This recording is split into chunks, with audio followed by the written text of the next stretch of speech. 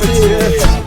Herzlich willkommen zu einer neuen Folge von Einmal um Chime auf MyTV. Heute zu Gast im Autostudio der Vogelmeier. So schaut's aus, jawohl. Habe ich dir, schön, dass du eingestiegen bist. Aber dir, freut mich, jawohl. Ich habe dich jetzt gerade daheim abgeholt. Mit echten Namen heißt du Thomas Meier, aber Künstlername ist der Vogelmeier. Genau, weil mit Thomas Meier, glaube ich, kannst du das nicht so weit bringen. Und also, das ist jetzt kein so ein Künstlername, außerdem gibt es jetzt schon einen, der Meier heißt, seitdem der Meier, der Huber und ich aufgehört haben. Und ja, deswegen Vogelmeier passt eigentlich ganz gut. Bin jetzt seit 20 Jahren unterwegs damit und ja, schon langsam, glaube ich, haben die Leute den Namen zumindest schon mal gehört, ob das beim Auftritt waren, das ist wieder was anderes, aber von dem Namen haben sie wahrscheinlich schon mal was gehört. Du bist seit 20 Jahren unterwegs, oder? Jetzt ist gerade eine Jubiläumstour gekommen. Ja, 20 Jahre Vogelmeier, wobei die ersten 10 Jahre habe ich natürlich nur relativ wenig gespielt, was weiß ich, 5 Auftritte im Jahr und das meiste ja im Landkreis. So vor 15 Jahren habe ich dann angefangen, ein bisschen außerhalb vom Landkreis auch mal aufzutreten und seit ungefähr 10 Jahren spiele ich so jenseits der 100 Auftritte. Mittlerweile haben es um die 200 schon jedes Jahr. Also selbst in der Corona-Zeit habe ich jetzt ja noch 100 Auftritte gespielt, weil ich halt viel im Biergarten im Sommer gespielt habe. War auch viel Krampf dabei. aber trotzdem hat passt und viel gespielt, würde ich sagen. Du, jetzt, auf jeden dass Fall. die Leute wissen, wo wir her sind oder wo du her bist jetzt. Wir haben dich jetzt mit der Fels abgeholt. Genau. Fahren jetzt aber Richtung Borgstetten, so um die hiesigen. Genau, nach Borgstetten, nach Parkstetten. Du bist eigentlich geboren. Genau. Und jetzt fahren wir quasi in dem Geier ein bisschen umeinander. Und damit ihr ein bisschen wisst, was er drauf hat, der Vogelmeier. Ich habe da hinten eine Gitarre mitgebracht. Magst du uns mal zur Begrüßung spielen? Freilich, spielen wir mal das der Warmlied, würde ich sagen, oder? Wenn wir schon Capo dabei, ein guter Musiker hat seinen Capo dabei. Ja, normal habe ich einen Trompetenspieler dabei für das Lied, aber den habe ich halt nicht dabei, weil der ist ja leider nicht gesellschaftsfähig. Habe ich letztes Mal in Österreich dabei gehabt. 100 Österreicher im Saal, da ist auf die Bühne aufgehen, hat er gesagt, jetzt erzähle ich erst mal einen Österreicher-Witz. Gell? Dann ist gleich der Bürgermeister aufgestanden da drüben und hat gesagt, lieber Trompetenspieler vom Vogelmeier, hat er gesagt, pass auf, es sind jede Menge Österreicher im Publikum. Dann hat mein Kamerad gesagt, das ist kein Problem, ich erzähle den Witz ganz langsam. So, und jetzt, weil der ja nicht dabei ist, spiele jetzt die Trompeten einfach mit dem Mund einmal so nachher und ich hoffe, dass für das eine Lied dann dabei schon so geht. Ihr spielt einfach mit. Genau. Ja, da haben wir. Kleine Gitarre. Große Finger und kleine Gitarre.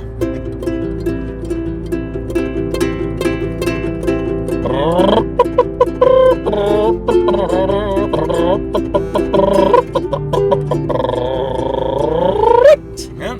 Ich hoffe, man kann es als Trompete erkennen. Ja. Ich weiß schon, es klingt mehr nach einer kranken Hähn. Ja. Es passt ja gut zu dieser ländlichen Gegend da. Ja. Und ich gebe es auch offen zu, ich habe letztes Jahr auf dem 40. Geburtstag gespielt auf einem Bauernhof. Und wo ich die Trompeten gespielt habe, haben tatsächlich die Hähner von der Schupfer hinten Vierer gekommen. Ja.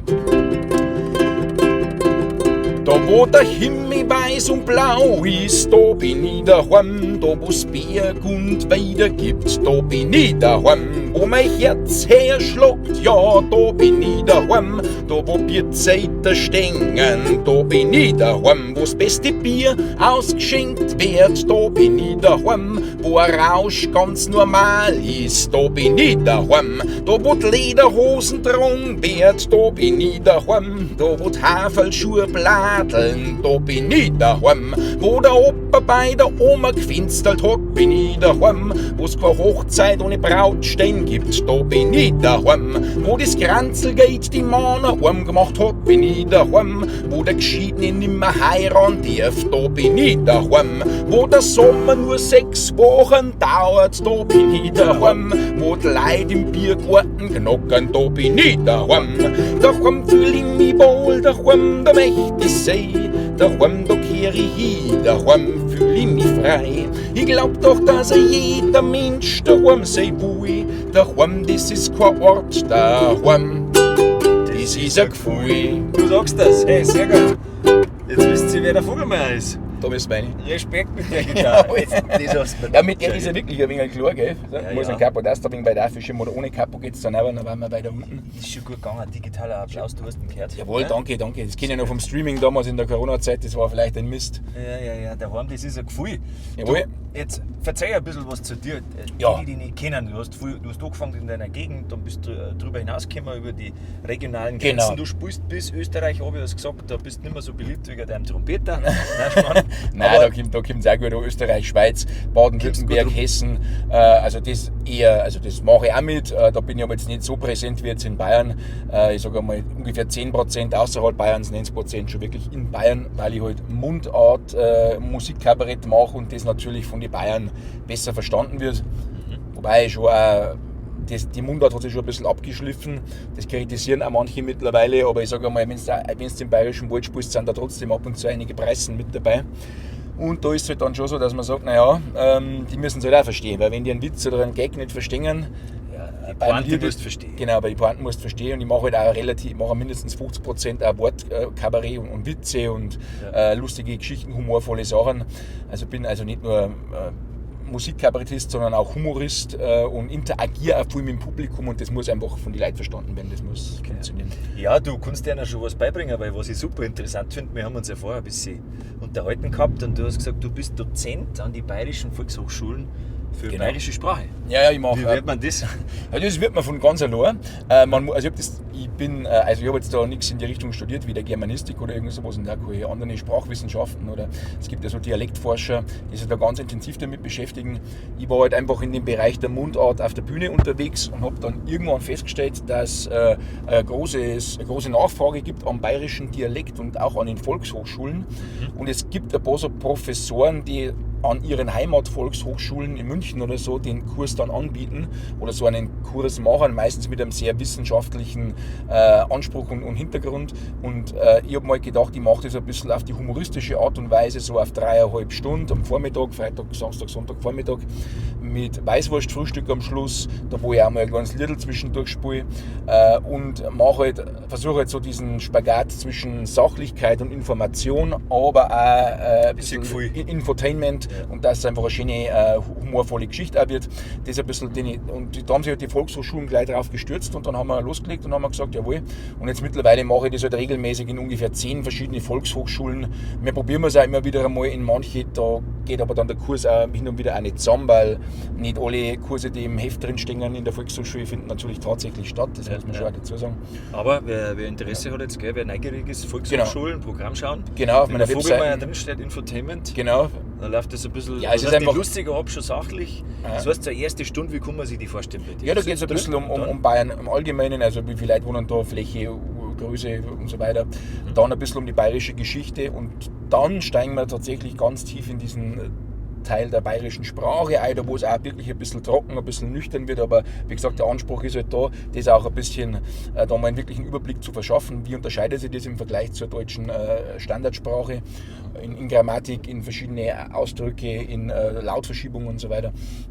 Und dann am Schluss wird es dann noch mal ein bisschen lockerer mit ein bisschen Fakten um Bayern, um die Kultur, bayerische Lebensweisheiten, bayerische Schimpfwörter und so weiter und so eine Sachen. Also, dass es einfach halt wirklich ein bisschen attraktiv ist, dass die Leute die 3,5 Stunden als kurzweilig empfinden und einfach eine schöne Erinnerung dann im Endeffekt haben und auch ein bisschen was mitgenommen haben. Also das ist schon einmal wichtig. Ja, finde ich sehr interessant. Jetzt hast du gerade was gesagt, was ist denn eine Lautverschiebung? Erklär mir das einmal. Wenn es da jetzt steht, in der Oberpfalz steht OO sagst du oder so. Oder, das sagen sie aber oft. Ja, das sagen sie in der Oberpfalz oft, das ist es genau.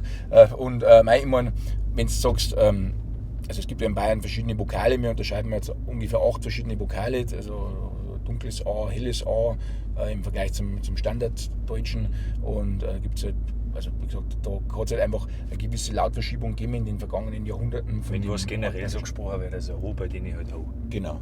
Ja, genau. Was ist bei dir zum Beispiel? Statt Nein, Nein. Nein. So, neu, nein. Ja. Nein sagen wir nicht. Nein sagen es glaube ich eher. Ja, es gibt eine Vorrichtung, wegen so Richtung. Gut, das ist wahrscheinlich auch im mittelbayerischen Dialektraum, nur vielleicht da im südbayerischen Dialektraum da nicht. Nein. Wobei das auch ein bisschen individueller Sprachgebrauch ist. Genau. Möchtest du mal darum dumm fahren? Ja, freilich. Jetzt sind wir übrigens so gekommen, wo stehen in deinem Heimatort, da ist überall 30. Da ist überall 30, ja. Da geht's schon gemütlich dahin. Wie lange hast du da gelebt? Bis ich 20 war ungefähr. Aha. Genau. Und dann hat es dich rausgezogen? Dann hat es mich nach Straubing gezogen, habe ich da 10 Jahre gewohnt und jetzt sind wir jetzt mit der Fest seit ungefähr 10 Jahren. Mit meiner Frau da haben wir wieder Häusl gekauft und da geht uns jetzt gut. Sind wir da rechts davon. Können wir so dumm fahren. Da habe ich nämlich früher gewohnt. Da hängt die Bayernflagge schon raus. Ja, nein, da habe ich nicht gewohnt, uns weiter. Also nicht das nächste Haus. Ja. Die Bayernflagge. Genau, da habe ich dann früher gewohnt. Genau. Ja, und ja, das war so die Gegend, wo ich halt aufgewachsen bin. Da drüben ist gleich ein Spielplatz. Dann hast du aber auch schon mit der Musik angefangen, oder? Sorry, dass ich dich unterbreche, aber hast du auch schon Musik gemacht? Ja, ich habe Keyboard gelernt einmal früher mit einem Musiklehrer. Am Anfang habe ich Melodika gespielt, ich weiß nicht, ob du das kennst, das ist ein Also mit sowas brauchst du nicht aufdrehen, weil da lachen die Leute aus. Ja, aber das da war bläst es mal ein rein Gag, ja. und dann haben da so Tasten drauf, wie so ein kleines Klavier zum Halten halt. Und das habe ich ja gelernt, um dass die Eltern überhaupt nicht festgestellt haben, ist der Bub musikalisch oder nicht. Also kann man da was daraus machen und dann hat es halt Festgestellt haben sie Multitalent, oder? ja, dann hat es passt einigermaßen. Dann habe ich halt Keyboard gelernt. Da habe ich damals schon erste Auftritte gehabt, um mit dem Keyboard spielen. Beim Fußballverein in Straubing oder so haben wir da gespielt, keine Ahnung. Die ersten 50 Mark Gage, schwarz natürlich. Ja. Damals. Nebenbei, gell? Waren wir da? Ja, genau. Und das war eigentlich eine coole Sache, also das hat schon gepasst. Und dann bist du spielerisch rein. Also da war ich ja 10 Jahre alt oder sowas, also da war ja wirklich noch ganz Ja, klar. aber so geht's los. Und so geht's los. Und dann habe ich früher da erste Auftritte am Dorf gespielt. Also noch nicht unter dem Namen Vogelmeier, sondern einfach, da habe ich halt meine Lieder gespielt, also da, wo wir jetzt Vieri kommen, da links ist der Fußballplatz, da war damals ein Z gestanden vom RSV Parkstetten, im Fußballverein, und da haben wir damals dann so gestanzelt gesungen. Das war so einer meiner ersten öffentlichen Auftritte, das war ganz spontan. Und da ist dann ein bisschen so losgegangen damals. Und irgendwann habe ich halt immer schon ein wenig Gitarre gespielt nebenbei. Habe mir das halt natürlich selber eingebracht, das sieht man auch, wenn man genauer hinschaut. Und, Ja, aber ja. also, man frei mit der kleinen Gitarre kannst du das auch nicht sagen. Also Learning by Doing und so Genau. mehr oder weniger nach und nach dazu kommen, dass du deinen Auftritt da aufpasst. Ja. Und dein Programm. Genau. Jetzt machst du es 20 Jahre schon. Du, und du hast vorhin was, wenn wir losgefahren sind, hast was gesagt gehabt wegen der Ortsbenennung. Gell? Also Straubing ist schon auch eine Verbindung da, weil da moderierst du am Geibohnfest immer, oder? Ja, genau, da mache ich die bayerische Gasmaßköniginnenwahl.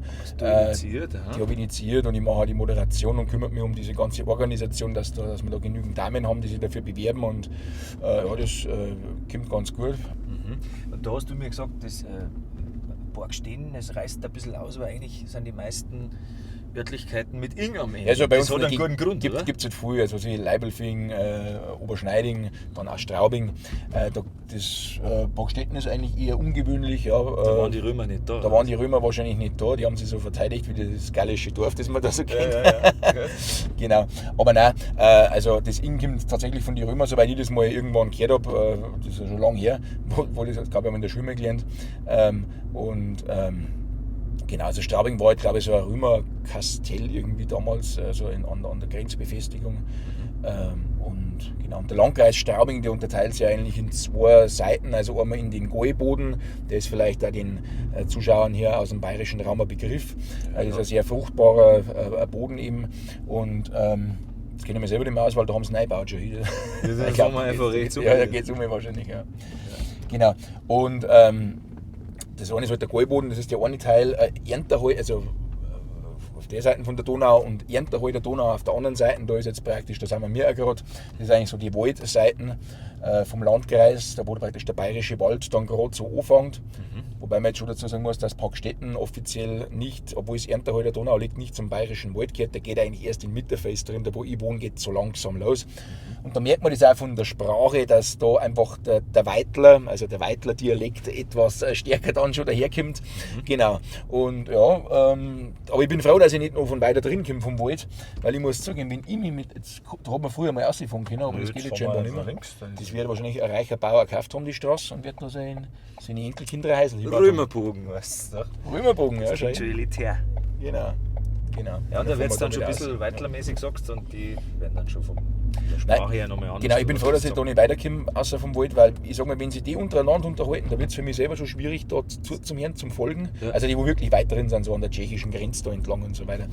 Und wie gesagt, ich muss ja auch mein Programm in Franken und in Schwaben darbieten, wobei die Schwaben Du darfst, oder? eher mit dem muss, ja.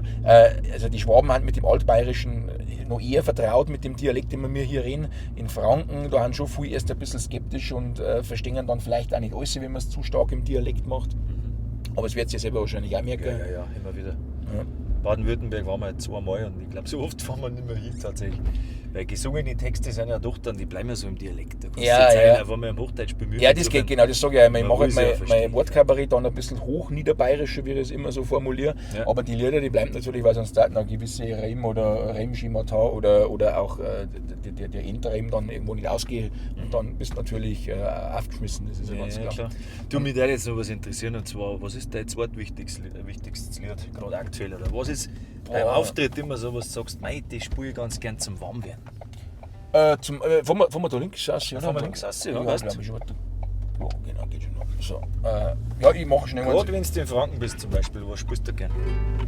In Franken, da spiele ich gerne meine bayerische Wegbeschreibung. Okay. Ja, geht schon einigermaßen, oder? Weißt du? Ist nicht so genau gestimmt. Haben wir gesagt, wir stimmen Gitarre nicht so genau, wann er passt besser zum Vogelmeiser im Gesang. Understanding nennt man das auf Hochdeutsch. Das ist auch gerade eine Seiten ist vorhin gerissen, jetzt haben wir eine neue aufgetan. Wir haben früher gar nicht gewusst, dass man die wechseln kann. Ja. Früher, wenn eine Seiten gerissen ist, haben wir immer eine neue Gitarre gekauft. Das war noch okay. Geht den Spruch nicht, ein Standardspruch geworden. Also, gut, genau. Ich spiele ein Lied über einen bayerischen Dialekt. Genau, weil ich habe vorhin gesagt, da gibt es so viele schöne Sprüche und Lebensweisheiten und da habe ich ein Lied gemacht und da spiele ich jetzt einfach mal die erste Strophe einfach genauso. Dann fahren wir einfach gerade. Alle, ich fahr gerade aus der. Die bayerische Sprache, unser schöner Dialekt, wird von Millionen Leuten auf der Erde geredet. Während der Zugroster meint, dass er freiweg verreckt, weil er grad so viel versteht, wie wenn er mit dem Tschechen redet. Ist für uns echt die Bayern auf Anhieb alles klar. Wir immer wie wir sind, weil das immer schon so war. Doch wenn man tiefer in die Sprachkultur der Heimat schaut, haben wir mir Sprüche drauf, dass der den Vogel aus sie haut. Scheilerlor bringt mit, da ist wirklich etwas dran. Also Burm und Madel schnackselt's, weil wir sonst bald ausgestorben sind. Das letzte Hemd hat keine Taschen, das Leben ist kurz, schnell ist vorbei. Denk immer dran, du musst nicht der reichste Mo auf dem Friedhof sein. Doch gut davon nix kommt nix und wer nicht kommt zur rechten Zeit, muss ich bieg und 3 Tage warten und dann schauen, was lieber bleibt. Oft heißt's, was man nicht im Kopf hat, muss man in die Füße drin haben. Ist der Weg länger, wird der Kahn, wird am Dorf draußen einfach gefahren. Wir Bayern haben die besten Sprüche auf der ganzen Welt. Wir sind nicht die Schönen und wir haben nicht mehr Geld. Doch wir haben unser Bier und wir sind des Lebens froh. Lass mir's einfach einmal laufen, schauen wir mal, dann singen wir schon. Jawohl! Jawohl! Auch gute Nummer! Ja, die ist recht fetzig. Ich wollte eigentlich anders spielen, ich habe gesagt, ich spiele das mit der Webbeschreibung, das spiele ich hier noch. Weil das spiele ich eigentlich, genau das spiele ich jetzt in Baden-Württemberg eher nicht, weil da weiß ich, die kennen die bayerischen Sprüche nicht. Da können sie wenig damit anfangen. Ja. Das mache ich bei uns, da kommt das gut an. Ja. Und da stelle ich dann das Programm immer auch ein bisschen um. Das mit der Wegbeschreibung spiele ich hier noch, aber wenn ich das jetzt singe, dann fast noch fertig nachher, dann haben wir gleich einen Grund drin. Ja, das ist klar. Das wollen wir nicht. Du, Ewig und 3 Tage heißt dein neues Album, gell? Der aktuelle ist jetzt heuer rausgekommen, dass ihr das mal gesehen habt, da schaut's her. Du, wie lange hast du gebraucht? Wie lange hast du gearbeitet? Ja, ewig und 3 Tage. Nein, also eigentlich ein Jahr und 3 Monate. Wir haben uns dann zum Schluss also aber ein bisschen Zeit lassen. Das war natürlich auch gerade so noch in dieser, also die ist jetzt im Mai rausgekommen. Da hat es halt dann immer wieder mal Komplikationen gegeben mit den Musikern. Dann hat wieder einer Corona gehabt, natürlich gleich 14 Tage dann ausgefallen. Dann war das noch was sehen. Also uns hat es jetzt auch nicht pressiert, aber nach einem Jahr wollten wir eigentlich fertig sein und hat es halt noch 3 Monate verzögert, weil man möchte es halt dann auch gescheit machen. Und meine vorherigen Alben habe ich ja immer nur mit Gitarre gespielt, ich allein. Und da habe ich jetzt wirklich mal eine Band dazu genommen, also Profimusiker, mit denen ich nicht jetzt live auftrete, aber die sind im Studio dabei gewesen, wirklich super Leute. Wie ist das? Also aufgenommen habe ich es beim Stefan Lang, der hat auch Trompeten und Flügelhorn und so weiter gespielt. Und der spielt im Ringelstädter in der Band. Und der ist auch vom Mitterfeld, also das Studio ist von mir nur 200 Meter weit entfernt, also wirklich nachhaltig. Da bin ich teilweise zu gegangen mit der Gitarre und das war natürlich auch toll, dass wir da mal auf Nacht hin und wieder mal spontan eine kleine Aufnahmesession reinschieben können. Der Schlagzeuger ist auch vom Mitterfest, der wohnt auch gerade 200 Meter von mir weit entfernt. Der Schneider Steve, der ist eigentlich Richter und der kann nicht mit dem Hammer her, weil er schon beruflich gut umgeht, kann er auch super Schlagzeug spielen. Ja, okay. Er ist mit mir damals in die Schule gegangen, im Bongens Gymnasium, hat mit mir Abitur gemacht. Und der Gitarrist, der einen Bass und alles und Gitarre gespielt hat, das ist der Reis Mich. Weiß nicht, der ist eher wegen mehr, der spielt auch bei verschiedenen Projekten mit, hat auch ein kleines Solo-Projekt, hat auf Spotify 150.000 Follower, habe ich letztes Mal gesehen, hat es mir gleich vom Hocker gehauen. Also halb so viel wie du? Ja, das ist der Mo von der von Petzenhauser und Welt, von der Eva Petzenhauser, die kennt man sicherlich auch, die Zuschauer, die sich für Kabarett interessieren, die kennen, die mich kennen könnten, die kennen, das ist der Mo von der, genau. Das habe ich auch gar nicht gewusst, ich war bei dem mal daheim, auf einmal geht die einer Dinge, was tun die da? Dabei sagen sie, ja, sie sind da verheiratet. Genau, also das sind meine Musik, und die Frau vom Stefan Lang hat ein bisschen Background-Gesang gemacht und einmal Klavier gespielt, die Claudia. Und das waren praktisch die Musiker, mit denen, also die haben das wirklich top gemacht, die haben da viel Kreativität mit eingebracht und das, genau. Ja, cool. Genau. Bei Donnerwetter Music ist es erschienen, kennt man vielleicht auch, da wo ein bisschen die hiesigen Musikanten wie der Roland Hefter und die ganzen Kollegen, der Hundling und so weiter, da ein bisschen veröffentlichen. Ja, schön. Du, dann soll ich sagen, zu Neudeutsch Happy Release noch nachträglich. Ja, danke. Genau. Alles Gute zur Veröffentlichung übersetzt. Ja. Und du hast aber schon mehr Alben rausgebracht, gell? Das ist das 5. dann jetzt, oder? Das 5. Studioalbum. Ich habe schon ein Live-Album gemacht, live im Schlachthof in Minga. Und habe eine Maxi-CD, einen schwarz-weißen Ritter. Und habe noch, was habe ich noch? Ja genau, das war es eigentlich.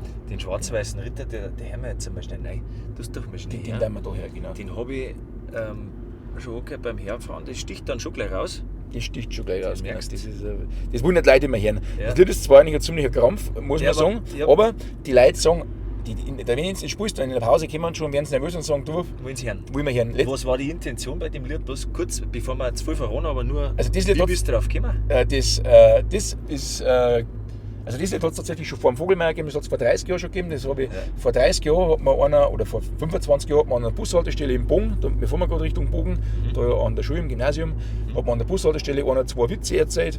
Ein Witz von einem schwarz-weißen Ritter, der irgendwie seine Tochter sucht und am Schluss kommt raus, der Witz dauert recht lang und am Schluss kommt raus, der hat gar keine Tochter. Und dann hat er mir noch einen Witz erzählt von so einem Zwerg, der irgendwie umherirrt, und das ist so ein in sich verschachtelter Witz, der immer so unendlich weitergeht. Und aus den zwei Witzen habe ich dann Nachmittag da war ich beim Spätzl, da habe ich dann am Nachmittag das Lied geschrieben. Da sind wir auf Nacht dann zum Saufen gegangen, da waren wir so 16 Jahre alt oder so.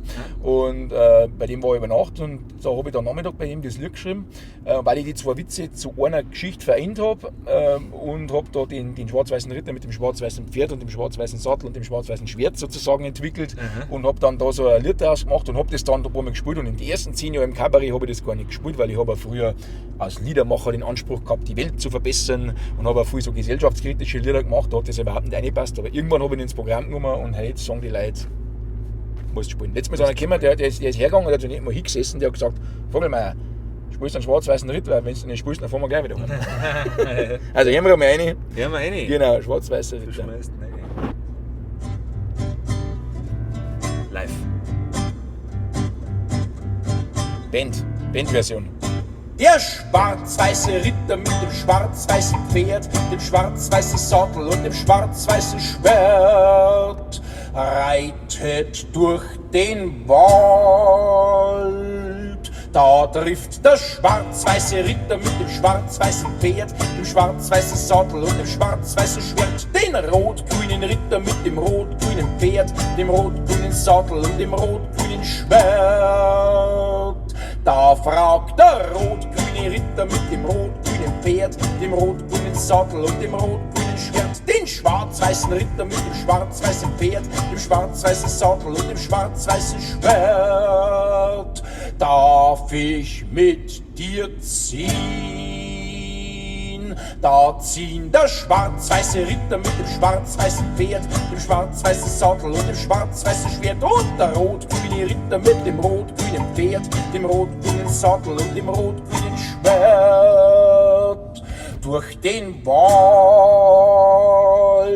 Da treffen der schwarz-weiße Ritter mit dem schwarz-weißen Pferd, dem schwarz-weißen Sattel und dem schwarz-weißen Schwert und der rot-grüne Ritter mit dem rot-grünen Pferd, dem rot-grünen Sattel und dem rotgrünen Schwert den blau-gelben Ritter. Mehrere verraten jetzt aber nicht, weil den Rest dürft ihr auf Spotify, oder? Okay? Genau, jetzt auf Spotify. Oder bestellt gleich die CD, gibt es immer zum Kaufen. Genau. Wunderbar, Ja, aber da sehr fliegt live. man die Leute immer aus, weil das, ich weiß auch nicht, ja, es ist live natürlich auch nochmal ein bisschen dynamischer, aber ja, keine Ahnung. Es gibt aber auch Abende, wo ich es wirklich auch weglasse, oder bei so Stadtfeste oder so, oder wo immer die ganze Zeit Leute nur vorbeirennen, weil wenn du da nur vorbeigehst und du hörst auf einmal das Lied, dann kann es sein, dass sie dir vielleicht die Intention des Künstlers nicht erschließt und die Leute schütteln dann den Kopf und sagen, was ist denn das für Tipp? Ja, aber es ist so gesehen um die Brücke Genau. zum Ritter zum Schlangen Aushängeschild. Ja, genau, so ist es. Ja, gut. Genau. Du, und ansonsten, was schreibst du sonst gern, also gesellschaftskritisch bzw. Weltverbesserer wolltest du am Anfang sein, bist du jetzt nicht mehr. Jetzt siehst du das eher so, dass du sagst, einfach bayerisches Musikkabarett, Leute sollen Spaß haben und einen kurzweiligen Abend. Genau, also natürlich bin ich immer noch gesellschaftskritisch in meine Texte, aber das spiele ich halt meistens auf der Bühne nicht. Auf die CD sind immer seine Lieder mit Omert, aber ich mache sowas nicht mehr auf der Bühne, weil das einfach... die Leute wollen heutzutage, die wollen abschalten. Die wollen Unterhaltung, die wollen Freitag, Samstag auf die Nacht fortgehen und wollen zahlen dafür ein Geld. Dann wollen sie einfach nach 2,5 Stunden heimgehen und wollen sagen, jawohl, so viel gelacht habe ich schon lange nicht mehr. Ja. Das ist genau der Punkt. Ohne da jetzt dabei irgendwie zu flach oder zu dumm oder zu blöd zu wirken mit den Inhalten. Und es muss auch, der wird jetzt auch nicht zu der, also ich habe auch eine Zeit lang recht derbes Kabarett gemacht. Mittlerweile bin ich da nicht mehr so gar unterwegs, weil ich habe auch festgestellt, schwarzer Humor zum Beispiel, der gefällt manche Leute, aber der gefällt manche Leute halt auch nicht. Mir persönlich gefällt er sehr gut, aber manche ist das halt irgendwie zu hart oder so. Jetzt mache ich einfach halt Unterhaltung, die mir natürlich auch gefällt, mit der ich mich identifizieren kann. Aber Entschuldige, dass ich unterbrich, aber jetzt, da steht es gerade Bayerwald und Geibahn. ja genau, da ist das so unterteilt. Das müssen wir uns fast, vielleicht sieht es hinten drin da nicht. Fahren wir runden, genau. Schön um den Kreisverkehr fahren. Fahren wir einmal rundum. Genau. Man sieht das Schüttel. Genau. Weißt du vorher was erzählt hast davor? Genau. Ja, ein bisschen haben wir es gesehen. Bisschen was Vielleicht habt ihr es gesehen. Da wieder aussehen. Fahren wir da aussehen, passt. Ja. Und genau. Und das muss halt einfach lustig sein und da schaue ich halt auch wirklich, dass das für die Leute passt, dass das an jeden Humor ein bisschen anspricht, dass du jeden mit auf diese humoristische Reise nehmen kannst. Und ich versuche halt auch, das gut zu gewichten, einmal auch was Sinnhafteres zum Sagen, einmal ein Statuslied zum Spielen, aber halt 90% wirklich lustig und einen Lacher nach dem anderen zu haben, eine hohe Gagdichte zu haben. Dass der Funke zwischen Publikum und Künstler auf jeden Fall überspringt, dass die einfach sagen, hey, der da vorne, der ist ja sympathisch, das ist einer von uns, mit dem kann es jetzt ein schöner Abend werden. Und Interaktion mit dem Publikum ist ja ganz, ganz wichtig, besonders im Bereich der Kleinkunst, wo du jetzt nicht auf einer großen Bühne stehst, wo du 20 Meter hast, bis die Crowd einmal anfängt, sondern weil gestern auf Nacht habe ich in einer Bibliothek gespielt, da waren 70 Leute, die sind fast aufeinander gesessen, weil es schon so zugegangen ist. Und da war es ja wirklich ganz nah hervorne und das mag ich eigentlich am allerliebsten. Greifbar. Genau. Und wie gesagt, es muss halt lustig sein, humorvoll und dann ist eine gute Geschichte und das ist ja das, was ich mache mittlerweile. Aber das hast du ja letztendlich als Learning by Doing halt beigebracht, wie wir Genau. vorhin gesagt haben. Also das Gespür dafür kriegen, nicht Theaterwissenschaften studiert oder sonstiges, Genau. das hast du einfach gelernt. Fußballplatz angefangen, ja, das ist die harte, aber doch die gesündeste Schule. Ja, schon. Also ich meine, ich war natürlich, ich muss auch sagen, wenn mich Leute vielleicht einmal gesehen haben vor 10 Jahren, dann ist das sicherlich nicht mehr repräsentativ für das, was ich mittlerweile mache, weil man wird natürlich auch schleichend besser, da kannst du gar nicht dagegen wehren. Ja. Und da ich mittlerweile schon um die 1200 oder 1300 Auftritte gespielt habe, gewinnst du halt enorm an Erfahrung und das ist eigentlich, wie du sagst, das ist die harte, die gute Schule, da lernst du das halt. Ja, voll. Du, die gute und die harte Schule, jetzt habe ich noch 2 Fragen, und zwar, was war, also die vorletzte Frage, was war denn der schlimmste Auftritt, den du jemals gehabt hast, wenn du schon so viel gehabt hast? Boah. Welcher sticht raus? Mei, da gibt's viel. Der war gut, guter Gag. Nein, das kann man nicht sagen, also überwiegend Auftritte, wo ich halt vielleicht krank war, weil ich spiele eigentlich auch, wenn ich krank bin, also ich habe glaube ich, einmal einen Auftritt abgesagt, da habe ich 39 Grad Fieber gehabt oder 39,5. Da habe ich dann abgesagt. Das war aber jetzt auch kein wichtiger Auftritt. Ich glaube, das war sogar eine Mixed Show damals oder so. Ja. Aber ansonsten spiele ich eigentlich immer alles, egal wie schlecht es mir geht. Ja. Und da ziehe ich halt dann durch. Aber da kann es halt schon passieren, dass du halt wirklich ein wenig abschnorchst auf der Bühne und nicht wirklich gut bist, weil du halt einfach, weil wenn der Körper halt kämpft, ist das natürlich halt ein wenig schlecht. Ja. Also habe ich schon verschiedenste Sachen gehabt, Magenweh oder so Magen-Darm-Grippe oder Migräne oder was weiß ich, was du das haben kannst, aber jede Krankheit ist halt ein wenig anders, aber ich spüre halt auch, einmal im Jahr kommt es halt vor, oder wenn du eine Grippe hast, gibt es ja verschiedene Mittel, die du dann auch nimmst und dir wegen so Schmerztabletten und einen halben Liter Kaffee und so weiter, dann geht es halt genau in dem Moment, wo du spielen musst, aber da ich auch nie einen Leerlauf habe, wie in einer Band, wo du sagst, ja, machst du ein wenig mehr. Druckst du es weg, oder? Ja, genau. Ja, und da ist es halt krass. Und ansonsten mein schlimmster Auftritt. Ich wollte jetzt was anderes sagen, ich pass auf, ich frage nur mal nach. Also, der schlimmste Auftritt im Sinne von nicht körperlich, sondern hast du mal zum Beispiel einen Text vom Schwarz-Weißen Ritter vergessen? Also sowas. Sagst, also tatsächlich gibt es ja nicht so einen Hängen gehabt. Achso, dass mir der Text nicht mehr weitergekommen bin, das ist mir tatsächlich erst 2-mal passiert, das wundert mich selber. 2-mal erst, also das ist eigentlich total irre, dass das so gut läuft und so gut funktioniert. Aber nein, also so einen totalen Rennfall, wo ich sage, okay, Leute, jetzt ist so peinlich, ich gebe euch das Geld wieder oder tut mir leid, heute war es wirklich eine Katastrophe, das hat es eigentlich noch nicht gegeben. Nein, also das müssen wir jetzt sehen. Natürlich hat es schon Auftritte gegeben, wo irgendwie kommst du ins Stadtfest, spielst um 4 Uhr Nachmittag, aber die Leute kommen erst um 5 Uhr und kein Mensch hört zu. Servus, ich war jetzt fertig. Ja, genau, Ja, das gibt es schon. Und wie meinst du den schönsten Auftritt noch? Den allerschönsten, was du sagst, oder der größte Auftritt? War der größte, ja, keine Ahnung, einmal so 500, 600 Leute oder sowas. Also Solo halt. Aber da gibt es nicht den schönsten, weil da gibt es so viele, die so schön waren. Also es gibt halt Auftritte, wo du sagst, ja, das war gut. Dann gibt es Auftritte, wo du sagst, hey, das war super. Und dann gibt es Auftritte, wo du sagst, das war wirklich toll, weil da wo wirklich, also es gibt vielleicht so, Szene gibt es so 2-mal im Monat, oder ich spiele ja 20-mal im Monat, da halt 2 dabei so im Schnitt, wo du sagst, wirklich, da weißt du, da wo da auch spontan so viel einfällt, wo die Leute merken, da wo ein richtiger Zauber entsteht. Ja. Da wo du mit den Leuten interagierst, da wo wirklich ein Zauber entsteht, dass du sagst, wie gestern, ich habe so eine Geschichte mit dem Mani, der am Bauhof arbeitet, und gestern war einer drin, mit dem habe ich davor schon geredet, habe ich gefragt, wie weißt du, ob ich was gemacht, so ein Gag mit ihm und seiner Frau.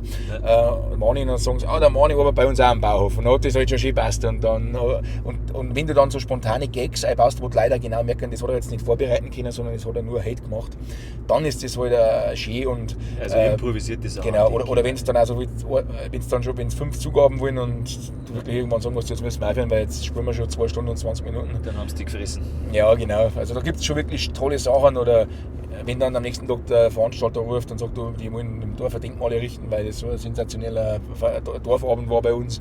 Weil, also das hat es schon auch gegeben. Aber da spielt dann auch viel zusammen. Also das liegt dann nicht nur am Programm vom Künstler, sondern du hast dann auch eine Top-Tagesform, und das Publikum ist ja halt top in Form. Da, wenn du da 3, 4 drin hast, die extravagant laut lachen und voll mitmachen, wenn du da eine drin hast, irgendeine Frau, die sich voll wegschmeißt, dann ist ja die Stimmung gleich Bombe, weißt du schon. Ja. Wenn du da 4 sicher nicht drin hast, in einem Saal mit 300 Leuten, geht es voll ab.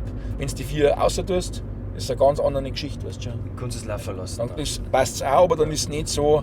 Dann hast du einmal einen Funken, den du entfachen kannst dann mit dem Publikum. Und deswegen, wie gesagt, bei dieser Masse, das ist eigentlich sogar schade, also wie die Woche spiele ich jetzt 5-mal, nächste Woche spiele ich auch 5-mal, dass man eigentlich die Auftritte gar nicht so genießen kann, weil bis du den gespielt hast und überhaupt verarbeitet hast und die Eindrücke wirken lässt, kommt schon der nächste, und das ist eigentlich ein bisschen schade drum, aber damit musst du halt abfinden, das hilft halt einfach nicht. Ja, ich hoffe, die Leute haben da gute Zeit, und das macht mir Spaß, wenn ich auf der Bühne merke, weil am Schluss spiele ich meistens unser Staatslied, wo dann auch noch mal eine Atmosphäre, dann also eine intensive Gänsehaut-Atmosphäre entsteht. Da bin ich dann like, hey, die Leute haben wirklich eine gute Zeit und denen macht es wirklich Spaß. Und die merken dann auch, dass mir das gefällt, dass ihnen so gut gefällt. Dann ist das wirklich so eine ganz eine tolle Atmosphäre. Und bei mir ist es halt also, dass die Leute, die sehen bei solchen Abenden waren, also nicht die, wo wir auf dem Stadtfest irgendwo gesehen haben, da wo du nur als Unterhaltungsdienstleister bucht bist, das, was du nur wegen dem Geld machst, auf gut Deutsch gesagt, die sagen jetzt nicht, die müssen wir unbedingt das nächste Mal singen, aber die wo wirklich bei so einem Abend dabei waren, wo ich vorne auf einer Bühne stehe, wo es nur um mich geht, bitte bin kurvig, aber genau, aber die kommen auch wieder. Also das weißt du genau, die sitzen da drin und... da werden wir doch neugierig jetzt, da die sagen, du, merci für den Ratsch. Genau. Aber eins wollen wir noch hören, was sagt ihr? Und weil du gerade gesagt hast, wir wollen nicht zu viel von deinen Auftritten verraten, weil die Leute sollen ja zu deinen Auftritten gehen, aber magst du uns das noch anspielen? Jawohl, mit der Wegbeschreibung, wunderbar. Ja, genau. Ich war wandern letzten Sommer im Wald in Engelmar. Ich erinnere mich, dass es ein sonniger Dienstag war. Ich kehre ein und sitze vor einer Hütte draußen. Da muss ich ungewollt folgendem Gespräch lauschen. Ein Mann, der geht zum Hüttenwirt und sagt recht guten Tag. Mein Name ist Hans-Jürgen aus der Uckermark. Ich hab mich wohl verlaufen, wo geht's in mein Hotel? Es heißt zum Geißbock, da will ich hin und zwar sehr schnell. Der Hüttenwirt grinst freundlich, doch er hat nix verstanden. Mit dem Preisen Schmerz kannst bei einem Dialektsprecher nicht landen. Ich misch mich ein und sag zum Gassenwirt, da will ich ins Hotel. Der Wirt, der grinst recht freundlich und antwortet schnell. Gehst über den Hügel um mich und dann geht's gleich steil hohe. Und da drunten siehst du noch schon nicht weit weg, linker Hohe am Bahnhof. Da gehst drauf zu, aber kurz davor kommt ein kleines Wiegerl vis-à-vis von einem Ortstramstor. Da schliefst geschwind eine und schon nach 100 Meter trennt sich's durch die Streicher einen Weiher, wo der Wald dann endet. Da gehst rundum und 4 nach ein Biesenfeld wegkommt. Wenn's den siehst, dann kannst du sicher sein, dass der Weg noch stimmt. Da kommt eine Mauer mit einem Tor, wo du dich durch zwingst. fast hinter euch dann schon auf ein Biergelauf ich sieh's. Da ins Staffi und in Tobi und über ein Bachel drüber. Halt gescheit Anlauf, ja, da fällt dir nix, da kommst du locker drüber. Nein, ist nimmer weit, gleich hast du's geschafft. Nur noch ein Stickerl, da kommt der Misthaufen. Doch Vorsicht, da um der grantige Gickerl. Dem rennst du dann am besten rechts, das wiegst davor. Nur 5 Minuten geradeaus und dann bist du schon da. Jawohl! Applaus für Vogelmeier! Danke! Ja, Jawohl. merci du, für die Einlage, würde ich sagen. Ihr schaut einmal auf ein Konzert, gell? Unbedingt, wie gesagt, am Tourplan, der ist voll bis oben hin, bis am Ende des Jahres. Schaut einfach vorbei. Da hat mich auf jeden Fall gefreut, wenn wir uns irgendwann mal begegnen. Und wieder Gaudi, versprochen. Jetzt mehr davon Vogelmeier. Merci nochmal für den Ratsch. Jawohl, danke. Blindlings, Shake Hands, ich schaue Jawohl. auf die Straße und jetzt fahre ich Passt. wieder heim. Super, merci. Haut's rein, servus. Habe die Ehre.